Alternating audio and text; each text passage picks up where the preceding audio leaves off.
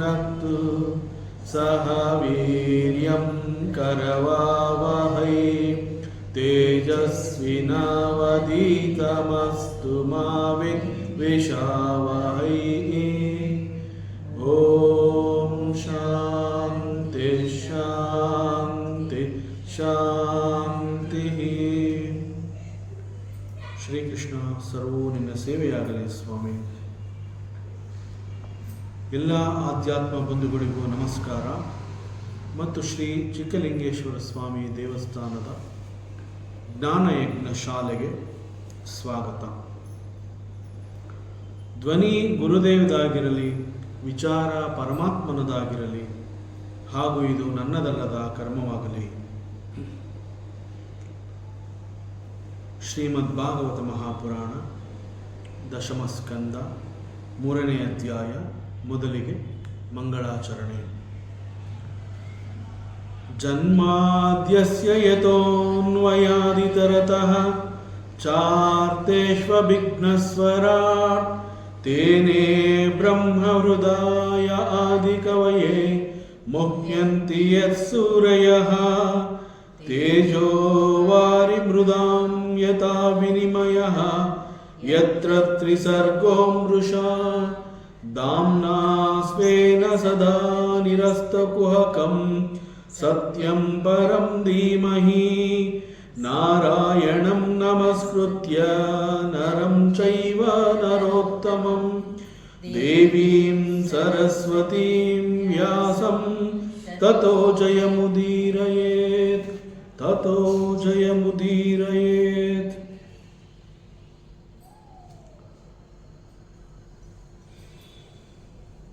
ದೇವಕಿ ತನ್ನ ಪುಟ್ಟ ಮಗು, ಅದು ಪರಮಾತ್ಮ ಅನ್ನುವಂತಹ ಸತ್ಯ ಅವಳಿಗೆ ಗೊತ್ತಾಗುತ್ತೆ. ತನ್ನ ಗರ್ಭದಲ್ಲಿ ಜನಿಸಿ ಬಂದಿರುವಂತಹದ್ದು ಬೇರೆ ಯಾರೂ ಅಲ್ಲ, ಸಾಕ್ಷಾತ್ ಪರಮಾತ್ಮ. ಪರಮಾತ್ಮ ನನ್ನ ಗರ್ಭದಲ್ಲಿ ಜನ್ಮ ತೆಗೆದುಕೊಳ್ಳುವ ಮೂಲಕ ಒಂದು ಅವತಾರವನ್ನು ಇಲ್ಲಿ ತಗೊಂಡಿದ್ದಾನೆ ಅಂತ ಹೇಳಿ ಪರಮಾತ್ಮನನ್ನ ಸ್ತುತಿ ಮಾಡ್ತಾ ಇದ್ದಾಳೆ. ಪರಮಾತ್ಮನ ಶಕ್ತಿ, ಅವನ ಮಹಿಮೆ, ಅವನ ಲೀಲೆಯನ್ನು ಕೊಂಡಾಡ್ತಾ ಎಲ್ಲವೂ ಮುಗಿದ ಹೋದ ಮೇಲೆ ಕೂಡ ಉಳ್ಕೊಳ್ಳುವಂತಹವನು ಯಾರು ಅಂತಂದರೆ ಅದು ಪರಮಾತ್ಮ ಮಾತ್ರ. ಈ ಒಂದು ಕಾಂಟೆಕ್ಸ್ಟಲ್ಲಿ ಅವಳು ಹೇಳ್ತಾಳೆ. ದೇರ್ ಆರ್ 4 ಟೈಪ್ಸ್ ಆಫ್ ಪ್ರಳಯಾಸ್. 4 ರೀತಿಯ ಪ್ರಳಯಗಳು. ಒಂದು ನಿತ್ಯ ಪ್ರಳಯ ಅಂತ ಹೇಳ್ತಾರೆ. ನಿತ್ಯ ಪ್ರಳಯ ಅಂತಂದರೆ ಅದು ನಮ್ಮ ನಿದ್ದೆಯನ್ನು ಕುರಿತು ವೇದಾಂತ ನಮಗೆ ತಿಳಿಸ್ಕೊಡುವಂತಹ ಒಂದು ಬಹಳ ದೊಡ್ಡ ಸತ್ಯ. ಏನೆಲ್ಲವನ್ನ ನಾವು ತುಂಬಿಕೊಂಡು ಲೋಕದಲ್ಲಿ ವ್ಯವಹಾರ ಮಾಡ್ತೀವಿ, ಬೆಳಗ್ಗೆಯಿಂದ ಸಂಜೆವರೆಗೆ ನಾನು ನಂದು ಅಂತ ಹೇಳಿ ಅನೇಕಗಳಿಗಾಗಿ ನಾವು ಹೋರಾಟ ಮಾಡ್ತೀವಿ.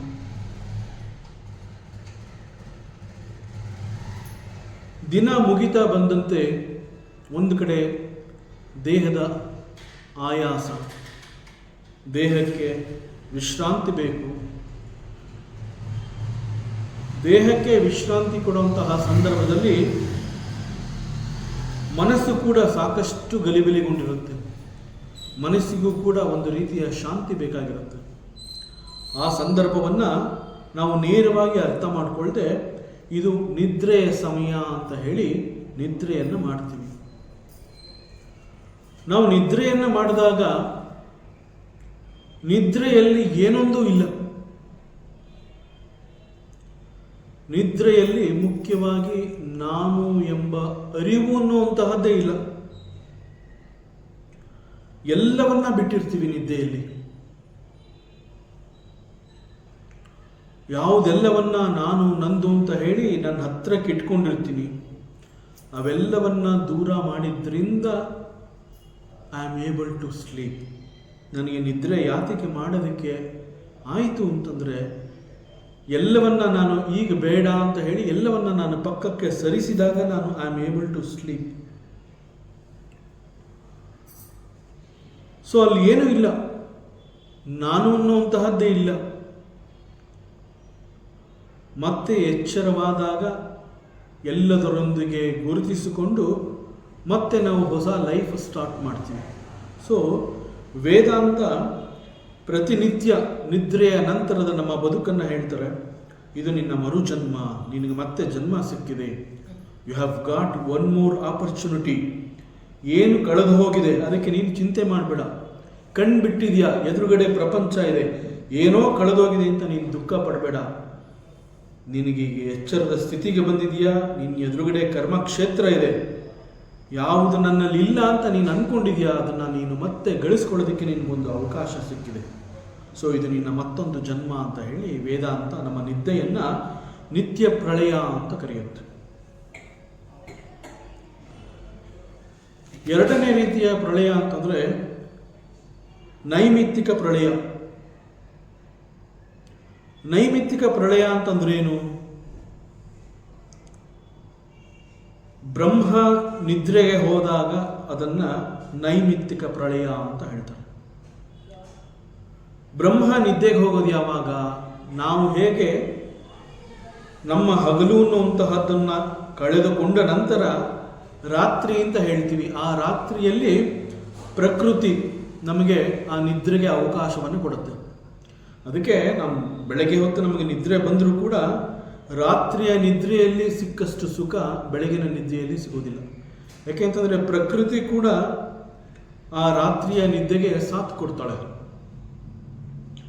ಸೊ ಇಲ್ಲಿ ಬ್ರಹ್ಮ ನಿದ್ದೆಗೆ ಹೋದಾಗ ನೈಮಿತ್ತಿಕ ಪ್ರಳಯ ಅಂತಂದರೆ ಬ್ರಹ್ಮ ಯಾವಾಗ ನಿದ್ದೆ ಹೋಗ್ತಾನೆ, ಬ್ರಹ್ಮನ ಹಗಲಿ ಯಾವಾಗ, ಬ್ರಹ್ಮನ ರಾತ್ರಿ ಯಾವಾಗ? ಅದಕ್ಕೆ ವೇದಾಂತ ಹೇಳುತ್ತೆ ಬ್ರಹ್ಮನ ಹಗಲು ಅಂತಂದರೆ ಅದು 1000 ಚತುರ್ಯುಗ ಅಂತ ಹೇಳುತ್ತೆ. ಒಂದು ಚತುರ್ಯುಗ ಅಂತಂದರೆ ಅಲ್ಲಿ 4 ಯುಗಗಳಿವೆ, ಕಲಿಯುಗ, ದ್ವಾಪರಯುಗ, ತ್ರೇತಾಯುಗ, ಸತ್ಯಯುಗ ಅಂತ. ಸೊ ಕಲಿಯುಗ ಅಂತ ಹೇಳಿದಾಗ ಕಲಿಯುಗದಲ್ಲಿ 4,32,000 ಮನುಷ್ಯ ವರ್ಷಗಳು. ದ್ವಾಪರ ಯುಗ ಅಂತ ಹೇಳಿದಾಗ ಅಲ್ಲಿ 8,64,000 ಮನುಷ್ಯ ವರ್ಷಗಳು. ಅದೇ ರೀತಿ ತ್ರೇತಾಯುಗ ಅಂತ ಹೇಳಿದಾಗ 12,96,000 ಮನುಷ್ಯ ವರ್ಷಗಳು. ಮತ್ತು ಸತ್ಯಯುಗ ಅಂತ ಹೇಳಿದಾಗ ಅಲ್ಲಿ 17,28,000 ಮನುಷ್ಯ ವರ್ಷಗಳು. ಒಟ್ಟು ಒಂದು ಚತುರ್ಯುಗ ಅಂತ ಹೇಳಿದ್ರೆ ಅಲ್ಲಿ 43,20,000 ವರ್ಷಗಳು. ಇದು ಒಂದು ಚತುರ್ಯುಗದ ಆಯಸ್ಸು. ಬ್ರಹ್ಮ ತನ್ನ ಹಗಲನ್ನು ಕಳ್ಕೋಬೇಕು ಅಂತಂದರೆ ಇಂತಹ 1,000 ಚತುರ್ಯುಗಗಳಾಗಬೇಕು. ಅಂತಂದರೆ 43.2 ಟ್ರಿಲಿಯನ್ ಇಯರ್ಸ್ ನಾವು ಲೆಕ್ಕ ಹಾಕ್ತೀವಿ ಅಂತಂದರೆ ನಮ್ಮ ಇಮ್ಯಾಜಿನೇಷನ್ಗೆ ಅದು ಸಿಗೋದಿಲ್ಲ. ಸೊ ಅದೇ ರೀತಿ ಬ್ರಹ್ಮನ ರಾತ್ರಿ ಅಂತಂದರೆ ಅನದರ್ 1,000 ಚತುರ್ಯುಗ. ಹೀಗೆ ರಾತ್ರಿಯಲ್ಲಿ ಬ್ರಹ್ಮನ ನಿದ್ದೆ ಹೋದಾಗ ಈ ಒಂದು ನೈಮಿತ್ತಿಕ ಪ್ರಳಯ ಅಂತಂದಾಗ ಸಚ್ ಎ ಲಾಂಗ್ ಪೀರಿಯಡ್ ಅಲ್ಲಿ ಸೃಷ್ಟಿ ಎನ್ನುವಂತಹದ್ದಿರೋದಿಲ್ಲ. ಅದಕ್ಕೆ ಅದನ್ನು ನೈಮಿತ್ತಿಕ ಪ್ರಳಯ, ಅಲ್ಲಿ ಏನೂ ಇರೋದೇ ಇಲ್ಲ. ಮತ್ತು ದ ಥರ್ಡ್ ಒನ್, ಮೂರನೇ ಪ್ರಳಯವನ್ನು ಪ್ರಾಕೃತಿಕ ಪ್ರಳಯ ಅಂತ ಕರೀತಾರೆ. ನಾವು ಬ್ರಹ್ಮ ಅಂತ ಹೇಳಿದಾಗ ಕೂಡ ಬ್ರಹ್ಮ ಈಸ್ ಅನದರ್ ಕರ್ಮದೇವತಾ ಆರ್ ನಿಯೋಜಿಸಲ್ಪಟ್ಟಂತಹ ಒಬ್ಬ ದೇವತೆ. ಸೊ ಅವನಿಗೂ ಕೂಡ ಇಷ್ಟು ಸಮಯದವರೆಗೆ ನೀನು ಬ್ರಹ್ಮ ಅಂತ ಹೇಳಿ ಆ ಬ್ರಹ್ಮ ಪದವಿಯಲ್ಲಿ ಅವನಿರ್ತಾನೆ. ಈ ಬ್ರಹ್ಮ ಅವನ ನಾಶದ ನಂತರ ಅಂತಂದರೆ ಬ್ರಹ್ಮ ಹಿ ಲೀವ್ಸ್ ಫಾರ್ 100 ಬ್ರಹ್ಮ ವರ್ಷ. ಅಂತಹ ಬ್ರಹ್ಮನ 100 ವರ್ಷಗಳು ಕಳೆದು ಅಲ್ಲಿ ಬ್ರಹ್ಮ ನಾಶವಾದಾಗ ಆಗ ಉಂಟಾಗುವಂತಹದ್ದನ್ನು ಪ್ರಾಕೃತಿಕ ಪ್ರಳಯ ಅಂತ ಕರೀತಾರೆ. ಆದರೆ ಒಬ್ಬ ಯೋಗಿ, ಒಬ್ಬ ಸಾಧಕ, ಅವನ ಸಾಧನೆ ಹೇಗಿರುತ್ತೆ ಅಂತಂದ್ರೆ, ತನ್ನ ಜೀವಿತ ಅವಧಿ ತಾನು ಬದುಕಿರುವಾಗಲೇ ಸಾಧನೆ ಮಾಡಿ ಆತ್ಮ ಸಾಕ್ಷಾತ್ಕಾರ, ಆತ್ಮಜ್ಞಾನವನ್ನು ಗಳಿಸ್ಕೊಂಡಿರ್ತಾನೆ. ಆತ್ಮ ಅಂತಂದ್ರೇನು ಅನ್ನುವಂತಹ ಸಂಪೂರ್ಣ ಅರಿವು ಅವನಲ್ಲಿರುತ್ತೆ. ಸೊ ಅವನಿಗೆ ಎಲ್ಲ ಸತ್ಯಗಳು ಗೊತ್ತಾಗಿರುತ್ತೆ. ನಾನು ಯಾರು, ಆತ್ಮ ಅಂತಂದ್ರೇನು, ಈ ದೇಹ ಅಂತಂದ್ರೇನು, ಇವೆಲ್ಲ ಸತ್ಯವನ್ನ ಅವನು ತಿಳಿದಿರ್ತಾನೆ. ಯಾವಾಗ ಅವನಿಗೆ ಈ ಒಂದು ಸೆಲ್ಫ್ ರಿಯಲೈಸೇಷನ್ ಅಂತ ಆಗಿರುತ್ತೆ, ಆ ಕ್ಷಣದಲ್ಲಿ ಅವನು ದೇಹವನ್ನು ಬಿಟ್ಕೊಟ್ಬಿಟ್ಟಿರ್ತಾನೆ. ಆದರೆ ಬಿಕಾಸ್ ಆಫ್ ದಿ ಪ್ರಾರಬ್ಧ, ಆಯಸ್ಸು ಇರೋವರೆಗೂ ದೇಹ ಬದುಕಿರುತ್ತೆ. ಆದರೆ ದೇಹದ ಮೇಲೆ ಅವನಿಗೆ ಯಾವ ರೀತಿಯ ವ್ಯಾಮೋಹ ಅನ್ನುವಂತಹದ್ದು ಇರೋದಿಲ್ಲ. So he knows the truth. ಆತ್ಮ ಅಂತಂದ್ರೆ ಏನು ಅನ್ನುವಂತಹ ಸತ್ಯವನ್ನು ಅವನು ತಿಳ್ಕೊಂಡು ದೇಹವನ್ನು ಬಿಟ್ಟುಕೊಟ್ಟಿರೋದ್ರಿಂದ ಹಿ ಈಸ್ ಲಿಬರೇಟೆಡ್. ಮೋಕ್ಷ ಅಂತಂದ್ರೆ ಏನು ಅನ್ನೋದು ಗೊತ್ತಾಗಿರುತ್ತೆ. So for him there is no more world. ಅವನಿಗೆ ಮತ್ತೆ ಪ್ರಪಂಚ ಅನ್ನುವಂತಹದ್ದೇ ಇಲ್ಲ, ಏನೊಂದು ಇಲ್ಲ. ಹಿ ಈಸ್ ಆತ್ಮ. He has established himself in that Atma Sthiti. So that is the fourth pralaya. So ಇದನ್ನ ಆತ್ಯಂತಿಕ ಪ್ರಳಯ ಅಂತ ಕರೀತಾರೆ. ಹೀಗೆ ಎದುರುಗಡೆ ದೇವಕಿ ಪುಟ್ಟ ಮಗು ಅಥವಾ ಪರಮಾತ್ಮನನ್ನು ನೋಡಿ ಇಂತಹ ಪ್ರಳಯದಲ್ಲಿ ಏನೊಂದು ಇರೋದಿಲ್ಲ, ಅಲ್ಲಿ ಏನೂ ಇಲ್ಲ, ಎಲ್ಲವೂ ಅವ್ಯಕ್ತ. ಇಂತಹ ಅವ್ಯಕ್ತ ಸಮಯದಲ್ಲಿ ಮಹಾಭೂತೇಶು ಆದಿಭೂತಂ ಗತೇಶು. ಮಹಾಭೂತಗಳು ಅಂತಂದ್ರೆ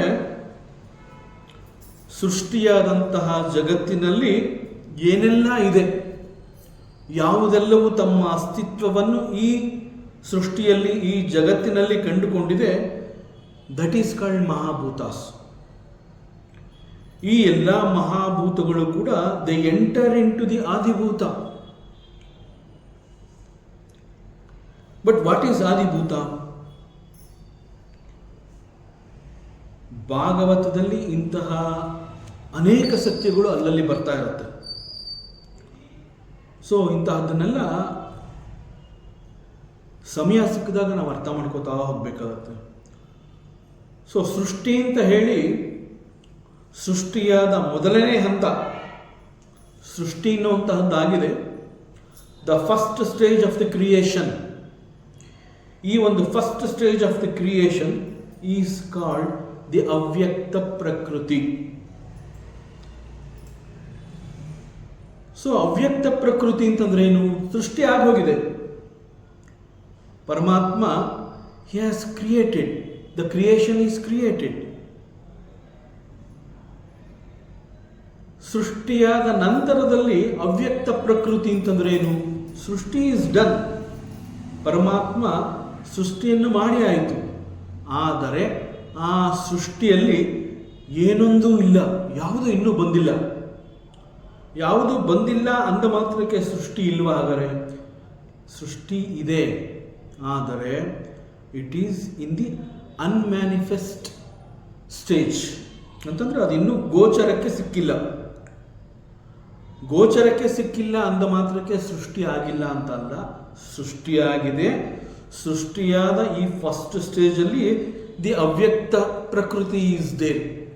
ಅವ್ಯಕ್ತ ಪ್ರಕೃತಿ ಎನ್ನುವಂತಹದ್ದಿದೆ, ಆದರೆ ಇಟ್ ಈಸ್ ಅವ್ಯಕ್ತ ಪ್ರಕೃತಿ ಎನ್ನುವಂತಹದ್ದು ಗುರುತಿಸೋದಕ್ಕೆ ಅಲ್ಲಿ ಏನೊಂದು ಇಲ್ಲ, ಅಲ್ಲಿ ಯಾರೊಬ್ಬರೂ ಇಲ್ಲ. So the first stage of the creation is called the ಅವ್ಯಕ್ತ ಪ್ರಕೃತಿ. ಸೊ ಅವ್ಯಕ್ತ ಪ್ರಕೃತಿ ಅಂತಂದ್ರೆ ಇಟ್ ಈಸ್ ದೇರ್, ಬಟ್ ಅದು ಸೃಷ್ಟಿಗೆ ಇನ್ನೂ ಬಂದಿಲ್ಲ. ಅದು ಸೃಷ್ಟಿಗೆ ಬಂದಿಲ್ಲದೆ ಇರೋದ್ರಿಂದ ಅದು ಗೋಚರಕ್ಕೆ ಸಿಕ್ಕಿಲ್ಲ. ಸೊ ಅದರಿಂದ ಸೃಷ್ಟಿಯಲ್ಲಿ ಅದು ಇದ್ರೂ ಕೂಡ not able to see. So not able to see ಅಂತ ಹೇಳ್ತಾ ಇರೋದ್ರಿಂದ ಇದನ್ನು ಅವ್ಯಕ್ತ ಪ್ರಕೃತಿ. So the next stage, second stage of the creation is called ಮಹಾತತ್ವ. ಮಹಾತತ್ವ ಅಥವಾ ಇದನ್ನ ಮಹತ್ ತತ್ವ ಅಂತ ಕೂಡ ಹೇಳ್ತಾರೆ. ಈ ಮಹತ್ ತತ್ವ ಅಂತಂದ್ರೆ ಎಲ್ಲ ಜೀವರಾಶಿಗಳಿಗೆ ಉತ್ಪತ್ತಿ, ಆ ಉತ್ಪತ್ತಿಗೆ ಮೂಲ, the source for all living beings. The source for all living beings is ಪ್ರಕೃತಿ. ಸೊ ದ ಎಂಟೈರ್ ಪ್ರಕೃತಿಯ ಜೊತೆಗೆ ತಾದಾತ್ಮ ಭಾವವನ್ನು ಹೊಂದಿರುವಂತಹದ್ದು.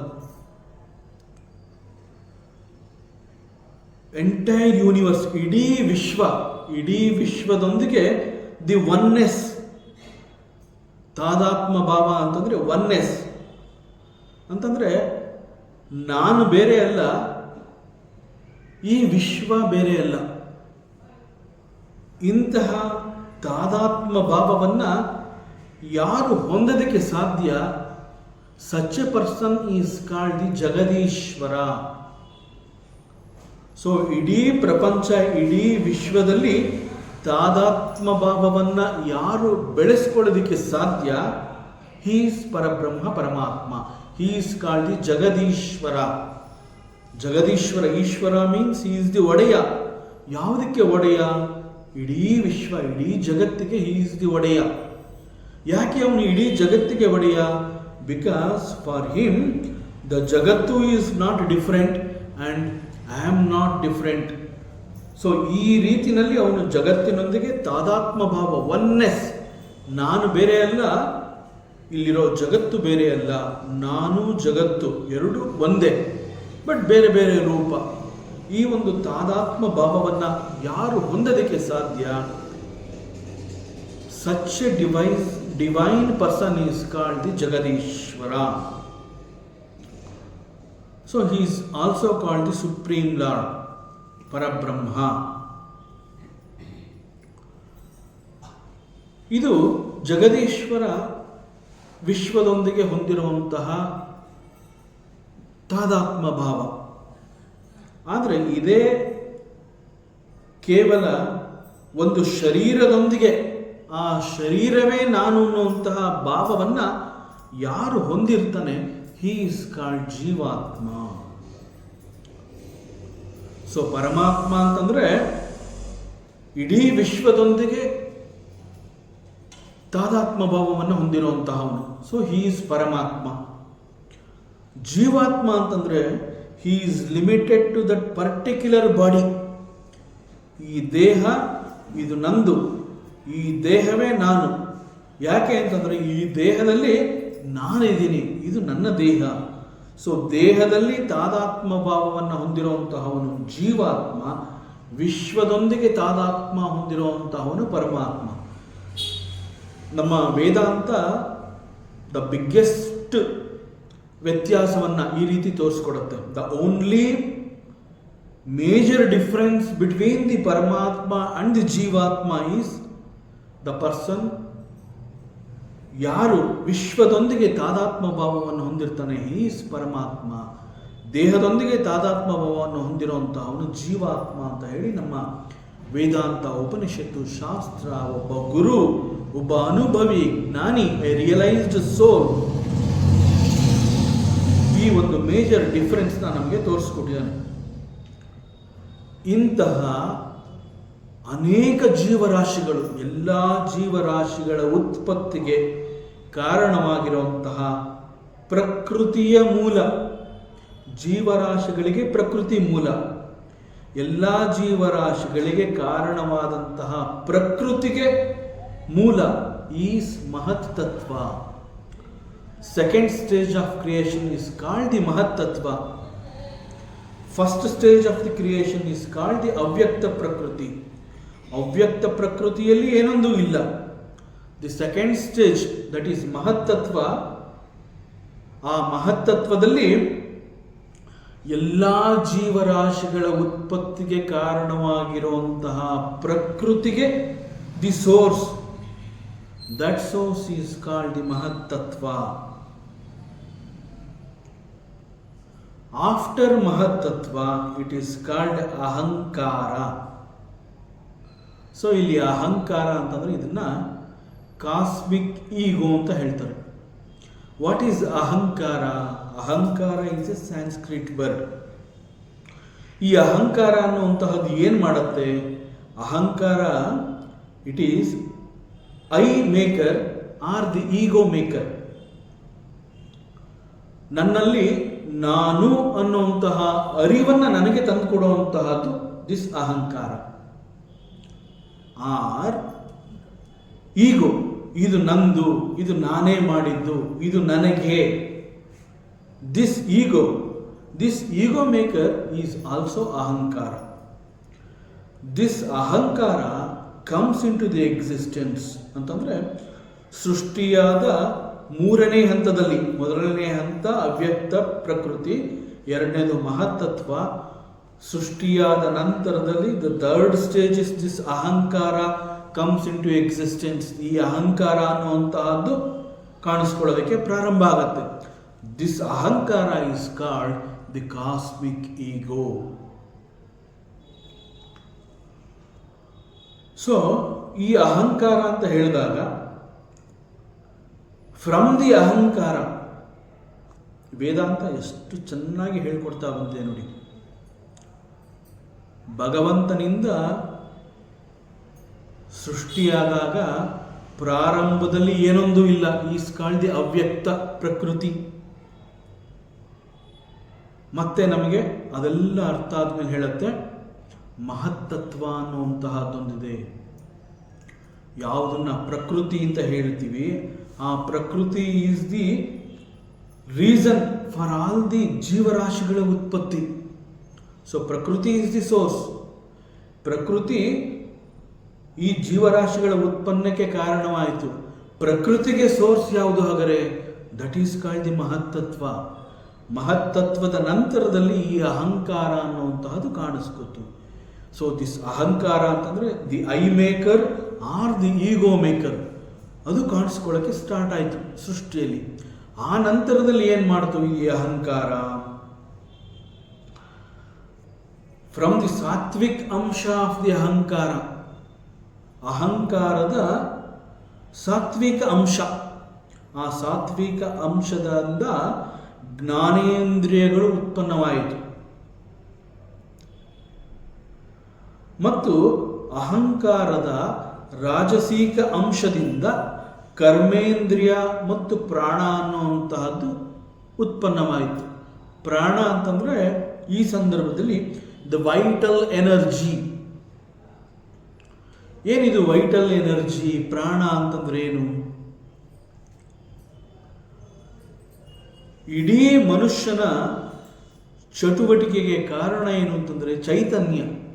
ಹಿ is very active, he is dynamic, he is very strong, he is intelligent. ಹೀಗೆ ಒಬ್ಬ ಮನುಷ್ಯನಲ್ಲಿ ಅನೇಕ ಗುಣಗಳನ್ನು, ಆ ಪ್ಲಸ್ ಅಂಡ್ ಮೈನಸ್ ಎಲ್ಲವನ್ನ ಸೇರಿಸಿ ನಾವು ತಿಳ್ಕೊತಾ ಹೋದಾಗ ಅವನಲ್ಲಿ ಅವೆಲ್ಲವುಗಳಿಗೆ ಕಾರಣ ಯಾವುದು ಅಂತಂದರೆ ದಿ ಪ್ರಾಣ.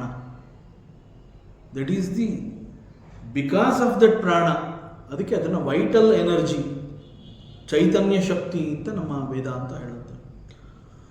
ಸೊ ರಾಜಸೀಕ ಆಸ್ಪೆಕ್ಟ್ ಆಫ್ ದಿಸ್ ಅಹಂಕಾರ, ರಾಜಸೀಕ, ಅದರಲ್ಲಿ ಆ ಅಹಂಕಾರದ ರಾಜಸೀಕ ಅಂಶದಿಂದ ಕರ್ಮೇಂದ್ರಿಯ ಮತ್ತು ಪ್ರಾಣ ಅನ್ನುವಂತಹದ್ದು ಉತ್ಪನ್ನವಾಯಿತು. ಆ ನಂತರದಲ್ಲಿ ಇದೇ ಅಹಂಕಾರದ ತಾಮಸಿಕ ಅಂಶ, ಆ ತಾಮಸಿಕ ಅಂಶದಿಂದ ಪಂಚಭೂತಗಳು ಉತ್ಪನ್ನವಾಯಿತು. ಇಷ್ಟೊಂದು ವಿಶಾಲವಾದ ಒಂದು ಡಿಸ್ಕ್ರಿಪ್ಷನ್, ಉದಾಹರಣೆ ಓನ್ಲಿ ಭಾಗವತ ಕ್ಯಾನ್ ಗಿವ್. ಇನ್ನೆಲ್ಲೂ ಇಷ್ಟು ಸ್ಪಷ್ಟವಾಗಿ, ಇಷ್ಟು ಸುಲಭವಾಗಿ ಇಂತಹ ವಿಚಾರಗಳು ಕಂಡುಬರೋದಿಲ್ಲ. ಸೊ ನಮಗೆ ಅನೇಕ ಹಿಡನ್ ಕ್ವಶನ್ಸ್ ನಮ್ಮಲ್ಲಿ ಸದಾ ಇರುತ್ತೆ. ನಮ್ಮಲ್ಲಿ ನಾವು ಎಷ್ಟೇ ಕನ್ವಿನ್ಸ್ ಆದರೂ ಕೂಡ ಎಲ್ಲ ಅರ್ಥ ಆಯಿತು ಅಂತ ಹೇಳಿ, ಕನ್ವಿನ್ಸ್ ಆಯಿತು, ನನಗೆ ಸಮಾಧಾನ ಆಗಿದೆ ಅಂತ ಹೇಳಿ ಎಷ್ಟೋ ಸಮಯದವರೆಗೆ ನಾನು ಶಾಂತಿಯಿಂದ ಇದ್ದರೂ ಕೂಡ ಯಾವುದೋ ಒಂದು ಸಂದರ್ಭದಲ್ಲಿ ಮತ್ತೆ ನಮ್ಮಲ್ಲಿ ಹುದುಗಿರುವಂತಹ ಒಂದು ಪ್ರಶ್ನೆ ಅದು ಮತ್ತೆ ಪಾಪಪ್ ಆಗುತ್ತೆ. ಸಾಕಷ್ಟು ಓದಿರ್ತೀವಿ, ಸಾಕಷ್ಟು ಕೇಳಿರ್ತೀವಿ, ಅನೇಕ ಶ್ರವಣ ಆಗಿರುತ್ತೆ, ಎಷ್ಟು ದೊಡ್ಡ ದೊಡ್ಡ ಗುರುಗಳೆಲ್ಲ ಹೇಳಿರ್ತಾರೆ, ನಾವೇ ಅವುಗಳನ್ನು ಅನುಭವ ಕೂಡ ಮಾಡ್ಕೊಂಡಿರ್ತೀವಿ. ಆದರೂ ಕೂಡ ಕೆಲವು ಸಂದರ್ಭಗಳು ನಮ್ಮನ್ನು ಕೆಳಗಡೆ ಅಮುಕಿ ನಮ್ಮನ್ನು ತಳ್ಳಿದಾಗ ನಮ್ಮಲ್ಲಿ ಹುಟ್ಟುಕೊಳ್ಳುವಂತಹ ಪ್ರಶ್ನೆ, ಈ ಸೃಷ್ಟಿ ಹೇಗೆ ಹುಟ್ಟಿತು ಅಂತಂದರೆ ಇಂತಹ ಪ್ರಶ್ನೆ ಮತ್ತೆ ಮತ್ತೆ ನಮ್ಮನ್ನು ಕೆರಳಿಸಿ ಮತ್ತೆ ಇನ್ನಷ್ಟು ವಿಚಾರ ತಿಳ್ಕೊಳ್ಳೋದಕ್ಕೆ ಆಸ್ಪದವನ್ನು ಉಂಟು ಮಾಡುತ್ತೆ. ಸೊ ಹೀಗೆ ಸೃಷ್ಟಿ ಹೇಗೆ ಉತ್ಪನ್ನ ಆಯಿತು ಅನ್ನುವಂತಹ ಪ್ರಶ್ನೆ ಬಂದಾಗ ವೇದಾಂತ ಬಹಳ ಸ್ಪಷ್ಟವಾಗಿ ಹೇಳುತ್ತೆ. ಮೊದಲು ಅವ್ಯಕ್ತ ಪ್ರಕೃತಿ, ನಂತರ ಮಹತ್ತತ್ವ, ಆಮೇಲೆ ಅಹಂಕಾರ, ಇದೆಲ್ಲ ಆದಮೇಲೆ ದೃಶ್ಯ ಪ್ರಪಂಚ, the real creation happens. So ವೇದಾಂತದ ಇಂತಹ ಸತ್ಯಗಳನ್ನು ತಿಳ್ಕೊಳ್ಳುವಂತಹ ಸಂದರ್ಭದಲ್ಲಿ, ಯಾಕೆಂತಂದರೆ ಇವೆಲ್ಲ ಡೀಪ್ ವೇದಾಂತ ಅಂತ ಹೇಳ್ತಾರೆ, ಅಂತಂದರೆ ಡ್ರೈ ವೇದಾಂತ. ಸುಲಭವಾಗಿ ಅರ್ಥ ಆಗೋದಿಲ್ಲ, ಅಥವಾ ಸುಲಭವಾಗಿ ಅರ್ಥ ಆದರೂ ಕೂಡ ಒಪ್ಕೊಳ್ಳೋದು ಬಹಳ ಕಷ್ಟ. ಕಠೋರ ಸತ್ಯವನ್ನು ಅಪ್ಕೊಳ್ಳೋದು ಬಹಳ ಕಷ್ಟ. ಇಷ್ಟು ಸ್ಪಷ್ಟವಾಗಿ, ಇಷ್ಟು ಸುಲಭವಾಗಿ ತಿಳಿಸ್ಕೊಡ್ತಾ ಇರುವಂತಹ ಸಂದರ್ಭದಲ್ಲೂ ಕೂಡ ಸ್ವಲ್ಪ ವಿಚಲಿತವಾಗಿ ನಾವು ಪ್ರಶ್ನೆ ಮಾಡ್ಕೋತೀವಿ.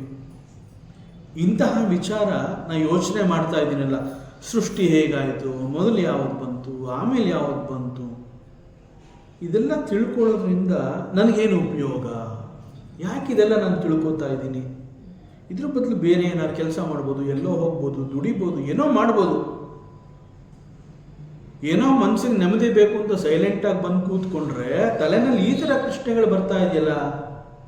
ಸೃಷ್ಟಿ ಆಯಿತು, ಮಾಡ್ದ ಭಗವಂತ, ಅಷ್ಟು ಸಾಕಾಯಿತು ನನಗೆ, ಮತ್ತೆ ಮತ್ತೆ ಯಾಕಿಂತಹ ಪ್ರಶ್ನೆಗಳು ನನ್ನನ್ನು ಕೆದಕ್ತಾ ಇದೆ, ಯಾಕಿಂತಹ ಪ್ರಶ್ನೆಗಳು ಬರ್ತಾ ಇದೆ, ಸೃಷ್ಟಿ ಯಾಕೆ ಆಯಿತು, ಹೇಗೆ ಆಯಿತು ಅನ್ನುವಂತಹ ಸತ್ಯ ತಿಳ್ಕೊಳ್ಳೋದ್ರಿಂದ ನನಗೆ ಆಗುವಂತಹ ಉಪಕಾರ ಅಥವಾ ಉಪಯೋಗ ಏನು ಅನ್ನುವಂತಹ ಒಂದು ಪ್ರಶ್ನೆ ಬರುತ್ತೆ.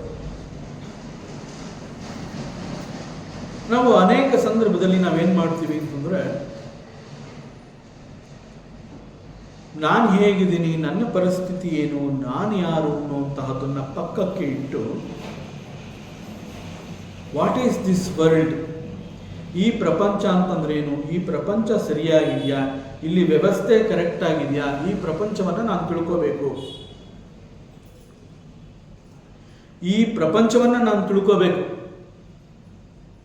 ಯಾಕೆಂತಂದರೆ ಪ್ರಪಂಚ ಸರಿಗಿದೆಯೋ ಇಲ್ವೋ ಗೊತ್ತಾಗ್ತಾ ಇಲ್ಲ, ಭಾಳ ಕನ್ಫ್ಯೂಷನ್ನು. ಆದ್ದರಿಂದ ಅದನ್ನು ನಾನು ತಿಳ್ಕೋಬೇಕು ಅಂತ ಹೇಳಿ ಅದರ ಬಗ್ಗೆ ಗಮನವನ್ನು ಕೊಡ್ತೀವಿ. ಅದಕ್ಕೆ ವೇದಾಂತ ಏನು ಹೇಳುತ್ತೆ ಅಂತಂದರೆ, ನೀನು ಯೋಚನೆ ಮಾಡ್ತಾ ಇರುವಂತಹ ದಾರಿ ತಪ್ಪು. ಯತ್ ಪಿಂಡಾಂಡೆ ತತ್ ಬ್ರಹ್ಮಾಂಡೆ ಅಂತ ವೇದಾಂತ ಹೇಳುತ್ತೆ. ಅಂತಂದರೆ ಪಿಂಡಾಂಡ ಅಂತಂದರೆ ನಮ್ಮ ಈ ಒಂದು ಶರೀರವನ್ನು ಕುರಿತು ಹೇಳಿರೋದು. ನಿನ್ನ ಒಳಗಡೆ ಏನಿದೆ ಅದಕ್ಕಿಂತ ಬೇರೆಯಾಗಿರುವಂತಹ ಪ್ರಪಂಚ ಹೊರಗಡೆ ಏನಿಲ್ಲ. ಬ್ರಹ್ಮಾಂಡ ಅಂತ ಏನು ಹೇಳ್ತೀವಿ, ಆ ಬ್ರಹ್ಮಾಂಡದಲ್ಲಿ ನೀ ಏನು ನೋಡ್ತೀಯ, ದಟ್ ಈಸ್ ಪಿಂಡಾಂಡ ಆಲ್ಸೋ. ನಿನ್ನ ಒಳಗಡೆನೂ ಅದೇ ಇದೆ. ನಿನ್ನ ಒಳಗಡೆ ಇರೋದು ಏನು ಅನ್ನೋದು ನಿನಗೆ ಗೊತ್ತಾದರೆ ಆಗ ನೀನು ನಿನ್ನ ಮುಂದೆ ಇರುವಂತಹದ್ದು ಏನು ಅನ್ನೋದು ನಿನಗೆ ಗೊತ್ತಾಗುತ್ತೆ. ಯಾಕೆಂತಂದರೆ ದೆರ್ ಈಸ್ ನೋ ಡಿಫ್ರೆನ್ಸ್. ಪಿಂಡಾಂಡಕ್ಕೆ ಬ್ರಹ್ಮಾಂಡಕ್ಕೆ ವ್ಯತ್ಯಾಸವೇ ಇಲ್ಲ. ಆದರೆ ಬ್ರಹ್ಮಾಂಡ ಅಥವಾ ಹೊರಗಿನ ಪ್ರಪಂಚವನ್ನು ನೀನು ಬೇರೆ ರೀತಿಯಲ್ಲಿ ಯಾಕೆ ನೋಡ್ತಾ ಇದೆಯಾ ಅಂತಂದರೆ, ನೀನು ಯಾವತ್ತೂ ಟರ್ನ್ ತಗೊಂಡು ನಿನ್ನನ್ನು ನೀನು ಅವಲೋಕನನೇ ಮಾಡಿಕೊಂಡಿಲ್ಲ. ಆತ್ಮಾವಲೋಕನ ಈಸ್ ನಾಟ್ ಡನ್. ನೀನು ಯಾರು ಅನ್ನೋದೇ ನಿನಗೆ ಗೊತ್ತಿಲ್ಲ. ದೇಹವನ್ನು ನಾನು ಅಂತ ನಂಬ್ತಾ ಇದೆಯಾ. ದೇಹ ಈಸ್ ಎ ಪ್ರಾರಬ್ಧ, ಇಟ್ ಈಸ್ ಎ ಟೂಲ್. ಅದು ನಿನ್ನ ಸಾಧನೆಗೆ ಸಿಕ್ಕಂತಹ ಒಂದು ಉಪಕರಣ, ಅದು ನೀನಲ್ಲ. ದೇಹವನ್ನು ಉಪಯೋಗಿಸ್ಕೊಳ್ಳೋದಕ್ಕೆ ನೀನು ದೇಹದಲ್ಲಿ ಇದೀಯ. ಯು ಆರ್ ಎ ದೇಹಿ, ಯು ಆರ್ ನಾಟ್ ದೇಹ. ಆದ್ದರಿಂದ ನಿನ್ನ ಒಳಗೆ ಅಂತಂದರೆ ದೇಹದ ಒಳಗೆ ಅಂತ ಯೋಚನೆ ಮಾಡಬೇಡ. Know who you are. ನೀನು ಯಾರು ಅಂತ ಗೊತ್ತಾದರೆ ನಿನ್ನ ಕಣ್ಣ ಮುಂದೆ ಇರುವಂತಹ ಸೃಷ್ಟಿ ಆರ್ ದಿ ಬ್ರಹ್ಮಾಂಡ is the same. You are pure consciousness. ಬ್ರಹ್ಮಾಂಡ is also pure consciousness. You ಟರ್ನ್ ತಗೋತೀನಿ ಅಂದ್ಬಿಟ್ಟು ದೇಹದ ಒಳಗಡೆ ಏನಿದೆ ಅಂತ ನೋಡಬೇಡ, ಅದು ನಿನ್ನ ಕೆಲಸ ಅಲ್ಲ. ಆದ್ರಿಂದ ವೇದಾಂತ ಹೇಳುತ್ತೆ, ಯತ್ ಪಿಂಡಾಂಡೆ ತತ್ ಬ್ರಹ್ಮಾಂಡೆ. ಅದರಿಂದ ಸೃಷ್ಟಿಯನ್ನು ತಿಳ್ಕೋಬೇಕು, ಪ್ರಪಂಚವನ್ನು ತಿಳ್ಕೋಬೇಕು ಅಂತಂದ್ರೆ ಮೊದಲು ನಮ್ಮನ್ನು ನಾವು ತಿಳ್ಕೋಬೇಕು. ಸೊ ಅದರಿಂದ ಮೊದಲಿಗೆ ಅವ್ಯಕ್ತ ಪ್ರಕೃತಿ, ಸೃಷ್ಟಿಯ ಪ್ರಾರಂಭದಲ್ಲಿ ಅವ್ಯಕ್ತ ಪ್ರಕೃತಿ, ಅಲ್ಲಿ ಏನೊಂದೂ ಇಲ್ಲ. ಅಲ್ಲಿ ಏನೊಂದೂ ಇಲ್ಲ ಅನ್ನುವಂತಹದ್ದು ನನ್ನ ಅನುಭವಕ್ಕೆ ನಾನು ಹೇಗೆ ತಂದ್ಕೋಬಹುದು? ವೇದಾಂತ ಹೇಳ್ತಾ ಇದೆ it is the first stage of the creation. ಶಾಸ್ತ್ರ ಹೇಳ್ತಾ ಇದೆ, ಗುರುಗಳು ಹೇಳ್ತಾ ಇದ್ದಾರೆ, ಒಬ್ಬ ಅನುಭವಿ ಹೇಳ್ತಾ ಇದ್ದಾನೆ, ಸೃಷ್ಟಿಯ ಮೊದಲನೆಯ ಹಂತ ಈಸ್ ದಿ ಅವ್ಯಕ್ತ ಪ್ರಕೃತಿ. ಮತ್ತು ವೇದಾಂತ ಹೇಳುತ್ತೆ ಯತ್ ಪಿಂಡಾಂಡೆ ತದ್ ಬ್ರಹ್ಮಾಂಡೆ, ನೀನು ಬೇರೆಯಲ್ಲ ಅದು ಬೇರೆಯಲ್ಲ ಅಂತ ಹೇಳ್ತಾ ಇದೆ. ಹಾಗಾದರೆ ಅವ್ಯಕ್ತ ಪ್ರಕೃತಿ ಅಂತಂದ್ರೆ ಏನು ಅನ್ನುವಂತಹದನ್ನ ನಾನು ಹೇಗೆ ನನ್ನ ಅನುಭವಕ್ಕೆ ತಂದ್ಕೋಬಹುದು? ನಾವು ಮಲಗಿ ನಿದ್ರಿಸ್ತಾ ಇದ್ದಾಗ ವಾಟ್ ಈಸ್ ಅವರ್ ಎಕ್ಸ್ಪೀರಿಯನ್ಸ್? ನಮ್ಮ ನಿದ್ದೆ ಅಂತ ನಾವು ಹೇಳ್ತೀವಲ್ಲ, ಆ ಡೀಪ್ ಸ್ಲೀಪ್. ಡೀಪ್ ಸ್ಲೀಪ್ ಅಂತಂದರೆ ಅಲ್ಲಿ ಕನಸು ಇಲ್ಲ, ಎಚ್ಚರ ಇಲ್ಲ, ದೇಹದ ಅರಿವಿಲ್ಲ, ಅಲ್ಲಿ ನಾನು ಅನ್ನುವಂತಹದ್ದೇ ಇಲ್ಲ. ನಾನು ಅನ್ನುವಂತಹದ್ದೇ ಇಲ್ಲ ಅಂತಂದಾಗ what is your experience? Everything is ಅವ್ಯಕ್ತಂ. Everything is avyaktam. That means everything is there. It is unmanifest because you are sleeping. ನೀನು ಮಲಗಿದಾಗ ದೇಹ ಒಂದು ಕಡೆ, ನಿನಗೆ ಸಂಬಂಧಪಟ್ಟಿರೋದು ಅಂತ ನೀನು ಏನೇ ಅನ್ಕೊಂಡಿದೀಯ ಅದು ಯಾವುದು ನಿನ್ನ ಹತ್ರ ಇಲ್ಲ. ಸ್ಲೀಪ್ ಅಂತ ಹೇಳಿ ನೀನು ಪರಮಾತ್ಮ ಅನುಭವ ಅಂತ ಕರೀತಾರೆ ನಿದ್ರೆಯನ್ನು. You are in the lap of the ಭಗವಂತ. ಅಲ್ಲಿ ಏನೊಂದು ಇಲ್ಲ, ಕಷ್ಟ ಇಲ್ಲ, ದುಃಖ ಇಲ್ಲ, ನೋವಿಲ್ಲ, ಹಸಿವು ಬಾಯಾರಿಕೆ ಇಲ್ಲ, ಆಸೆ ಬಯಕೆಗಳೇ ಇಲ್ಲ ನಿದ್ರೆಯಲ್ಲಿ. ಇದು ಯಾವುದೂ ಇಲ್ಲ. ಇಂತಹದ್ದು ಇದೇನೋ ಅಂತಹ ಸತ್ಯ ಕೂಡ ಆ ಕ್ಷಣದಲ್ಲಿ ನಿದ್ರೆಯಲ್ಲಿ ಅದ್ಯಾವುದು ಬರ್ತಾ ಇಲ್ಲ. ಬಿಕಾಸ್ ಅಲ್ಲಿ ನಾನು ಅನ್ನುವಂತಹ ದಟ್ ಅಹಂ is not there. That is ಅವ್ಯಕ್ತ. Nothing is clear. ಯಾವುದೊಂದು ಅರ್ಥ ಆಗ್ತಾ ಇಲ್ಲ. ಸೊ ಏನೊಂದು ಗೊತ್ತಾಗ್ತಾ ಇಲ್ಲ, ಯಾವುದು ಗೋಚರಕ್ಕೆ ಸಿಗ್ತಾ ಇಲ್ಲ ಅಂತ ಹೇಳಿದಾಗ ಇಟ್ ಈಸ್ ಕಾಲ್ಡ್ ದಿ ಅವ್ಯಕ್ತ. ನಿದ್ರೆ ಮುಗಿಯುತ್ತೆ. ನಿದ್ರೆಯ ಮುಗಿದ ನಂತರ ಎಚ್ಚರಕ್ಕೆ ಬರ್ತೀವಿ. ಎಚ್ಚರಕ್ಕೆ ಬಂದ ಕೂಡಲೇ the next stage of the creation is ಮಹತ್ತತ್ವ. ಅದು ಇಲ್ಲಿ ನಡೆಯುತ್ತೆ. ನಮ್ಮ ನಿದ್ರೆಯ ನಂತರದಲ್ಲಿ ಆ ಮಹತ್ತತ್ವ ಅಂತಂದ್ರೆ ಏನು ಅನ್ನುವಂತಹದ್ದು ಗೊತ್ತಾಗುತ್ತೆ. ಅಂತಂದರೆ ಆ ಮಹತ್ತತ್ವ ಅನ್ನುವಂತಹದ್ದು ಗೊತ್ತಾದಾಗ ಎಲ್ಲವನ್ನ ನೋಡ್ತೀನಿ. ನಾನು ಇಲ್ಲಿ ಮಲಗಿದ್ದೆ, ಇದು ನನ್ನ ಮನೆಯ ನನ್ನ ರೂಮ್ನಲ್ಲಿ ನಾನು ಇಲ್ಲಿ ಮಂಚದ ಮೇಲೆ ಮಲಗಿದ್ದೆ. ಮತ್ತಷ್ಟು ಕಣ್ಬಿಟ್ಟು ಕಣ್ಣೆಲ್ಲ ಉಜ್ಕೋತೀನಿ. ಮನೆಯ ಕಿಟಕಿ ಕಾಣುತ್ತೆ, ಬಾಗಿಲು ಕಾಣುತ್ತೆ, ಈಚೆ ಬಂದಾಗ ಕಾರ್ ಕಾಣುತ್ತೆ, ಕಾರ್ ನೋಡಿದ್ಮೇಲೆ ಆಫೀಸ್ ಜ್ಞಾಪಕ ಬರುತ್ತೆ, ಮನೆ ನೋಡಿದಾಗ ಹೆಂಡತಿ ಮಕ್ಕಳು ಜ್ಞಾಪಕ ಬರುತ್ತೆ. ಹೀಗೆ ಎಲ್ಲ ಒಂದೊಂದೊಂದೇ ಅಂಟಿಸ್ಕೊತಾ ಹೋಗುವಂತಹದ್ದು. ದಿಸ್ ಇಸ್ ಕಾಲ್ಡ್ ಮಹತ್ತತ್ವ. ಮತ್ತು ಮೂರನೇದು the third stage of the creation is called the ಅಹಂಕಾರ. ಅಹಂಕಾರ ಅಂತಂದ್ರೆ the I maker or the ego maker. ಈ ಮಹತ್ತತ್ವ ಅದರ ಪ್ರಭಾವ ಎಷ್ಟಿರುತ್ತೆ ಅಂತಂದರೆ, ನಾವು ಎದ್ದ ಕೂಡಲೇ ಮೊಟ್ಟ ಮೊದಲಿಗೆ ಆ ಮಹತ್ತತ್ವದ ಎಲ್ಲ ಅನುಭವಗಳನ್ನು ನಾನು ಪಡ್ಕೋಬೇಕು ಅಂತಂದಾಗ, ದ ವೆರಿ ಫಸ್ಟ್ ನಿದ್ರೆ ಮುಗಿದು ಕಣ್ಣುಗಳನ್ನ ಬಿಡ್ತಾ ಇದ್ದಾಗೆ ನಾನು ಅನ್ನೋ ಅರಿವು ನನ್ನಲ್ಲಿ ಸ್ಫುಟಗೊಂಡ ತಕ್ಷಣದಲ್ಲಿ I identify myself with the body. ದೇಹದೊಂದಿಗೆ ನಾನು ನನ್ನನ್ನು ಗುರುತಿಸ್ಕೋತೀನಿ.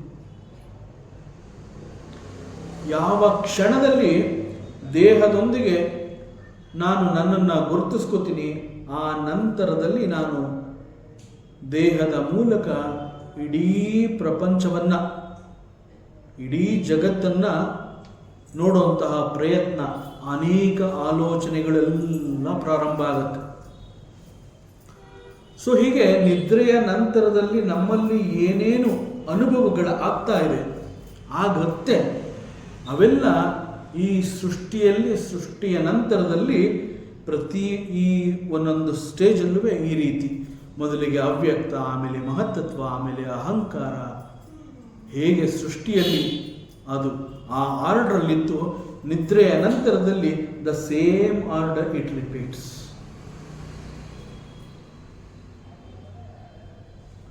ಸೊ ನಮ್ಮ ಒಳಗಡೆ ಏನು ನಡೆಯುತ್ತೆ ಅದು ಬ್ರಹ್ಮಾಂಡದಲ್ಲಿ ಕೂಡ ನಡೆಯುತ್ತೆ.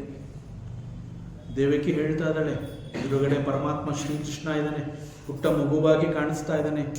ಅವನನ್ನು ನೋಡಿ ಅವಳು ಹೇಳ್ತಾ ಇದ್ದಾಳೆ, ಪ್ರಳಯದಲ್ಲಿ ಕೂಡ ಇದೇ ಆರ್ಡರ್, ಸೇಮ್ ಆರ್ಡರ್, ಎಲ್ಲ ಹೀಗೇ ಲೀನವಾಗತ್ತೆ. ನಾವು ನಮ್ಮ ನಿದ್ರೆಯನ್ನು ನೆನಪಿಗೆ ತಂದುಕೊಂಡ್ರೆ, ನಿದ್ರೆ ಮಾಡಬೇಕು ಅನ್ನುವಂತಹ ಒಂದು ಆಲೋಚನೆ ನಮಗೆ ಬಂದ ಕೂಡಲೇ we cut off from the world. ರಾತ್ರಿ ಆಗ್ತಾ ಆಗ್ತಾ ನನ್ನ ಕೈಲಿ ಆಗೋದಿಲ್ಲಪ್ಪ, ನಾವು ಹೋಗಿ ನಿದ್ದೆ ಮಾಡಬೇಕು ಅಂತ ಹೇಳ್ತೀವಿ. ಅಲ್ಲಿವರೆಗೂ ಲೆಕ್ಕ ಬರಿತೀವಿ, ಏನೇನೋ ಎಣಿಸ್ತೀವಿ, ನಮ್ದೆಲ್ಲ ನಮಗೆ ಸಂಬಂಧಪಟ್ಟಿರುವಂತಹ ಎಲ್ಲವನ್ನ ನೋಡಿ ಆನಂದ ಪಡ್ತೀವಿ. ಎಲ್ಲ ಆದಮೇಲೆ ನಿದ್ರೆ ಬರುವಂತಹ ಸಂದರ್ಭದಲ್ಲಿ ಯಾವುದೆಲ್ಲವನ್ನ ನಾವು ಎಣಿಸಿರ್ತೀವಿ, ನೋಡಿರ್ತೀವಿ, ನಂದು ಅಂತ ಹೇಳಿರ್ತೀವಿ, ಅದೆಲ್ಲ ಪಕ್ಕಕ್ಕೆ ಇಡ್ತಾ ಬರ್ತೀವಿ.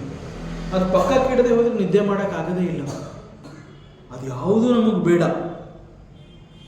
ಸೊ ಇದು ಯಾವುದೂ ನನಗೆ ಬೇಡ.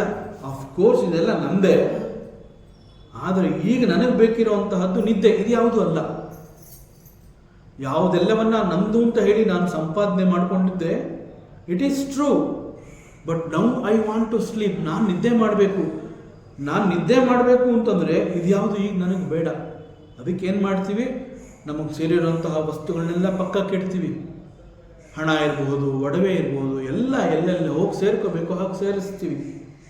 ಆಮೇಲೆ ಏನು ಮಾಡ್ತೀವಿ, ಮನೆ ಬಾಗಿಲು ಹಾಕ್ತೀವಿ, ಕಿಟಕಿ ಹಾಕ್ತೀವಿ, ಲೈಟ್ ಆಫ್ ಮಾಡ್ತೀವಿ. ಏನೂ ಬೇಡ, ಏನೂ ಬೇಡ ಅಂತ ಹೇಳಿ ಮಲಗುವಂತಹ ಪ್ರಯತ್ನವನ್ನು ಮಾಡ್ತೀವಿ. ಮಲಗಬೇಕಾದ್ರೆ ಏನು ಮಾಡ್ತೀವಿ, ನನಗೆ ನಿದ್ದೆ ಬೇಕು, I want to sleep, I want to sleep. ಎಲ್ಲಿವರೆಗೆ ಐ ವಾಂಟ್ ಟು ಸ್ಲೀಪ್ ಅಂತ ಜಪ ಮಾಡ್ತಾ ಇರ್ತೀನಿ, ಅಲ್ಲಿವರೆಗೆ ನಿದ್ದೆ ಆಗದೇ ಇಲ್ಲ.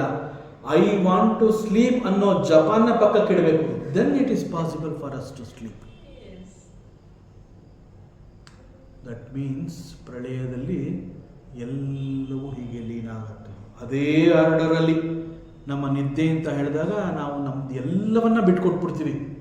ಏನೂ ಬೇಡ, ಈಗ ಬೇಕಾಗಿರೋದೇನು, I want to merge with the self.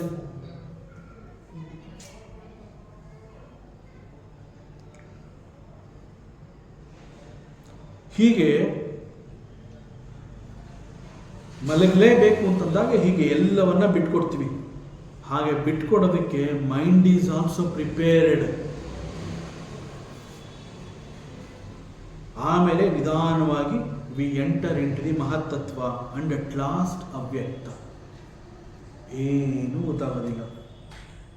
This is called ಮಹಾಭೂತೇಶು ಆದಿಭೂತಂ ಗತೇಶು. ಸೊ ಇವೆಲ್ಲ ಕೂಡ ಮಹಾಭೂತಗಳು, ದೇ ಎಂಟರ್ ಇಂಟು ದಿ ಆದಿಭೂತ. ಸೊ ಆದಿಭೂತ ಅಂತಂದ್ರೆ ಅವ್ಯಕ್ತ ಪ್ರಕೃತಿ. ವ್ಯಕ್ತೇ ವ್ಯಕ್ತಂ ಕಾಲವೇಗೇನ ಯಾತೆ. ಕಾಲವೇಗ, ಕಾಲವೇಗ ಅಂತಂದ್ರೆ ಏನು? ಕಾಲನ ಪ್ರವಾಹ ಅಂತ ಹೇಳ್ತೀವಿ. ದಿ ಫ್ಲೋ ಆಫ್ ಟೈಮ್ ಅಂತ ಹೇಳ್ತೀವಿ ನಾವು ಇಂಗ್ಲಿಷಲ್ಲಿ. ಕಾಲನ ಪ್ರವಾಹ. ಯಾಕೆ ಕಾಲನ ಪ್ರವಾಹ ಅಂತಾನೆ ಅದೇ ಪದವನ್ನು ನಾವು ಯಾಕೆ ಬಳಸ್ತೀವಿ ಅಂತಂದ್ರೆ, ಸಮಯ ಅನ್ನುವಂತಹದ್ದು ನಮ್ಮನ್ನ ಕಾಯೋದಿಲ್ಲ. ಸಮಯ ಅನ್ನುವಂತಹದ್ದು ಓಡಬೇಕಾದ್ರೆ ಮಧ್ಯದಲ್ಲಿ ನಾನು ಬಂದರೆ ನನ್ನನ್ನು ಸೇರಿಸಿ ತಳ್ಕೊಂಡು ಕೊಚ್ಕೊಂಡು ಕರ್ಕೊಂಡು ಹೋಗುತ್ತೆ. ಸಮಯವನ್ನು ಹಿಡಿಯೋದಕ್ಕೆ ಆಗೋದಿಲ್ಲ. ಸೊ ಕಾಲನ ಪ್ರವಾಹದಲ್ಲಿ ಅವನು ಯಾರನ್ನೂ ಕಾಯೋದಿಲ್ಲ. ಆ ಕಾಲ ಅನ್ನುವಂತಹದ್ದು ಸದಾ ಮುಂದೆ ಮುಂದೆ ಮುಂದೆ ಮುಂದೆ ಹೋಗ್ತಾ ಇರುತ್ತೆ. ಆಗ ಎಲ್ಲ ವ್ಯಕ್ತ ಪ್ರಕೃತಿಗಳು ಕೂಡ ಅವ್ಯಕ್ತ ಪ್ರಕೃತಿಯಲ್ಲಿ ಮರ್ಚಾಗುತ್ತೆ. ಕಾಲನ ಪ್ರವಾಹ ಅಂತಂದ್ರೆ ನಾವು ಕೇಳಿರ್ತೀವಿ, ನಿಧಾನವಾಗಿ ಅದನ್ನು ಆಲೋಚನೆ ಮಾಡಿ ಅರ್ಥ ಮಾಡ್ಕೋಬೇಕು ಅಂತಂದ್ರೆ, ಕಾಲನ ಪ್ರವಾಹ ಎಲ್ಲವನ್ನ ಕೊಚ್ಕೊಂಡು ಹೋಗ್ತಾನೆ ಅವನು ಅಂತ ನಾವು ಕೇಳಿರ್ತೀವಿ. ಎಲ್ಲವನ್ನ ಕೊಚ್ಕೊಂಡು ಹೋಗ್ತಾನೆ ಅಂತಂದ್ರೇನು? ಯಾವುದೆಲ್ಲವೂ ವ್ಯಕ್ತವಾಗಿರುತ್ತೆ, ನಾನು, ನಂದು, ನನಗೆ ಸೇರಿರೋದು ಅಂತ ಅನ್ಕೊಂಡಿರ್ತೀವಿ, ಅವೆಲ್ಲವನ್ನ ಅವನು ತಗೊಂಡು ಹೋಗ್ತಾನೆ. ಎಲ್ಲ ವ್ಯಕ್ತಗಳು ಕೂಡ ಅವ್ಯಕ್ತವಾಗುತ್ತೆ. ಮರ್ಜಸ್, ಲೀನವಾಗುತ್ತೆ. ದೇವಕಿ ಹೇಳ್ತಾಳೆ, ಭವಾನ್ ಏಕಃ ಶಿಷ್ಯತೆ. ಕಾಲನ ಪ್ರವಾಹದಲ್ಲಿ ಎಲ್ಲವೂ ಕೊಚ್ಕೊಂಡು ಹೊರಡುತ್ತೆ. ಎಲ್ಲ ವ್ಯಕ್ತಗಳು ಕೂಡ ಅವ್ಯಕ್ತವಾಗುತ್ತೆ, ಎಲ್ಲವೂ ಲೀನವಾಗುತ್ತೆ. ಅಲ್ಲಿ ಏನೊಂದು ಇಲ್ಲ ಪರಮಾತ್ಮ, ಅಲ್ಲಿ ಏನೊಂದು ಇಲ್ಲ.